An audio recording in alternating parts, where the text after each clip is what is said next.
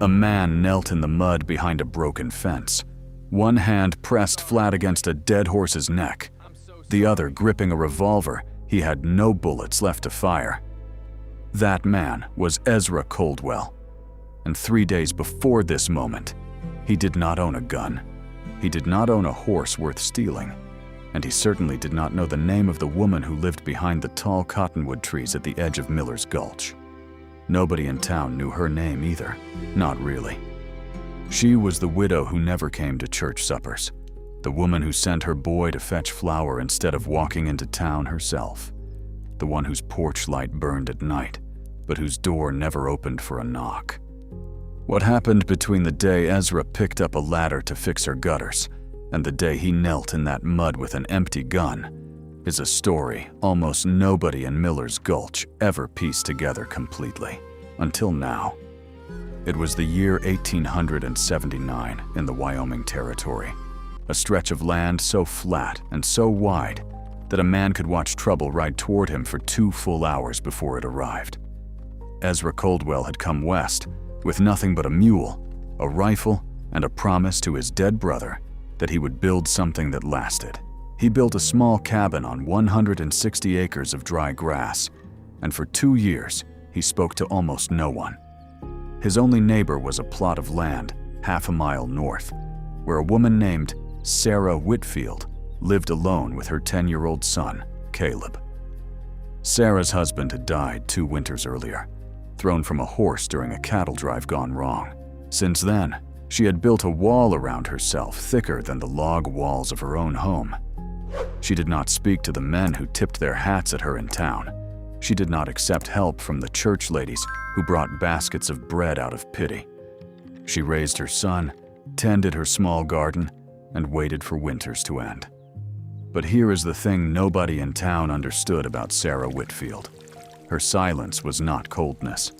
It was armor. And armor, no matter how thick, eventually rusts in the rain.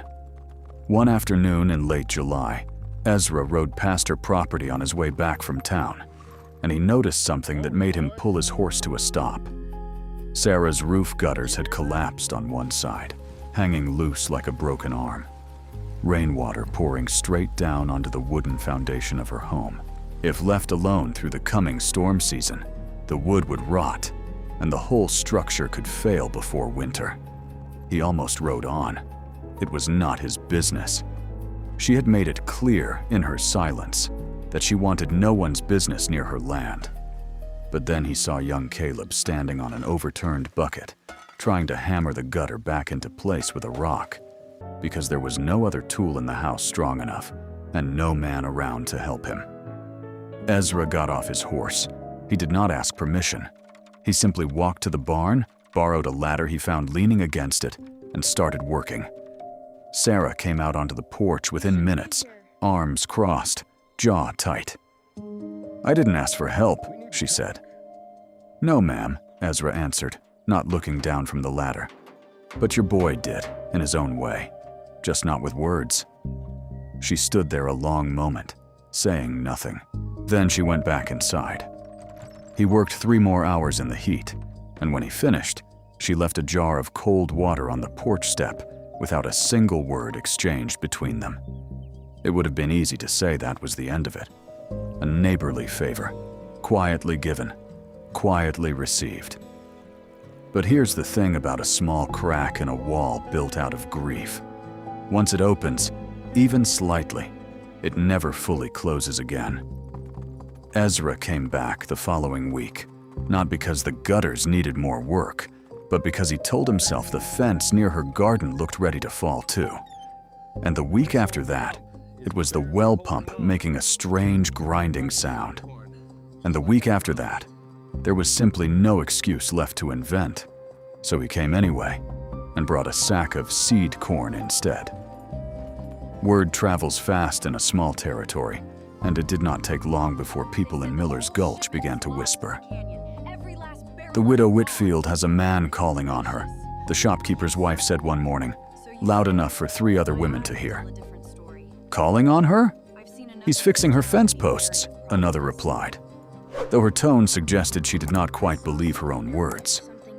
Sarah heard the whispers too, carried back to her by Caleb, who repeated them innocently at the supper table. And for a while she pulled back. She stopped leaving water on the porch. She stopped opening the door at all when Ezra rode up. Because here's what nobody in town understood. Sarah wasn't afraid of gossip. She was afraid of Hope. Hope had betrayed her once already, the day her husband rode out to check on stray cattle and never rode back. And it's here, in the middle of that fragile silence, that the real danger of Miller's Gulch entered the story. His name was Walt Draper, and he owned the largest cattle operation for 40 miles in any direction. Draper had wanted Sarah's land since her husband's death, not out of affection, but because her 160 acres sat directly over the only reliable spring water for miles. He had made her an offer twice already. Twice she had refused. Draper was not a man used to being refused. One evening, as autumn winds began rolling cold across the plains, Draper rode up to Sarah's home with 2 of his hired hands trailing behind him. He did not dismount. He simply looked down at her from his horse, the way a man looks at something he intends to own eventually. "You'll sell to me before winter," he said. "One way, or a harder way." Sarah stood her ground on her porch, Caleb hidden just behind her skirts. "This land is mine," she said. "It stays mine." Draper smiled, the kind of smile that never once touches a man's eyes. "Fences burn easy this time of year," he said. "So do barns." Then he turned his horse and rode away, leaving 3 words hanging in the cold air behind him that Sarah would repeat to no one, not even Ezra, for almost 2 full weeks. But secrets have a way of surfacing, especially when a woman's hands begin shaking every time a horse approaches from the north. Ezra noticed. He always noticed things about her that she thought she had hidden well enough. He rode over one evening and found her standing in her garden, staring blankly at rows of vegetables she had forgotten to pick. He didn't ask what was wrong right away. Instead, he simply stood beside her in silence, the way he always did, until the silence itself became a question she finally answered. "Draper wants my land," she said quietly. "He's threatened to burn me out if I don't sell." Ezra's jaw tightened. "And you didn't tell anyone?" "Who would believe me? He's the richest man in this territory. I'm just a widow with a boy and a leaking roof. And now, if you're wondering why a man with such a large operation would resort to threats over a simple stretch of land, here is where the story reveals its darker layer. Water was more valuable than gold in that region. Whoever controlled Sarah's spring controlled every ranch downstream from it. Draper wasn't just greedy, he was desperate to secure a monopoly that would make him untouchable in the territory for decades. Ezra looked at her that evening and said only one sentence that would change everything that followed. "Then it's a good thing you're not alone anymore." For the first time since her husband's death, Sarah allowed herself to cry in front of another human being. It's important to pause here and ask yourself something, because this is where the story becomes about more than gutters and fence posts. What would you do if the person you loved was being threatened, and the law in your territory was miles away, slow and easily bought? Tell me in the comments below what you think Ezra should have done next, because what he actually chose to do surprised even the men who thought they knew him best. Over the following days, Ezra began sleeping in Sarah's barn without telling anyone in town. He told Sarah it was simply to fix the loft boards, but they both silently understood the real reason. Draper's men rode past twice that week, slower than necessary, staring at the house a little too long each time. It was a warning, wrapped in the appearance of casual travel. One night, under a sky heavy with storm clouds, Ezra heard hoofbeats approaching fast, far faster than any casual rider would use. He grabbed his rifle and ran toward the house, just as the first torch was thrown against the side of the barn. Flames climbed the dry wood almost instantly. 2 riders circled the property, shouting for Sarah to come out and sign the papers Draper had prepared, or watch everything she owned burn to the ground. This is the part of the story we must handle with care, because what happened next was frightening. But it is the choices made in fear that reveal a person's true character, not the violence itself. Ezra did not run toward the fire first.